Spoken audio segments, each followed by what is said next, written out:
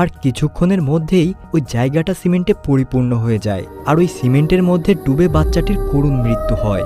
এই ঘটনার পর 15টা বছর কেটে যায়। স্যাম নামের একটা মেয়ে কিছুদিন আগেই ইঞ্জিনিয়ারিং পাশ করেছে। স্যাম পড়াশোনায় অনেক ভালো এবং বেশ বুদ্ধিমতী একটা মেয়ে। স্যাম খুব ধনী পরিবারের মেয়ে। তার বাবা একটা বড় কনস্ট্রাকশন কোম্পানির মালিক, মানে বড় বড় বিল্ডিং ভেঙে ফেলে কিংবা নির্মাণ করে।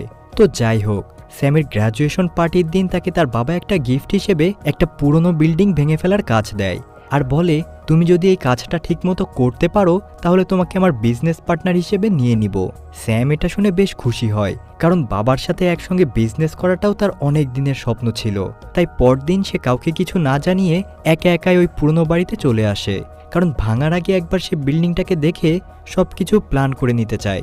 বিল্ডিংটা অনেক দিনের পুরনো হলেও ভেতরের ডিজাইন দেখে স্যাম বেশ অবাক হয়। সে ভাবে হয়তো বড় কোনো ইঞ্জিনিয়ার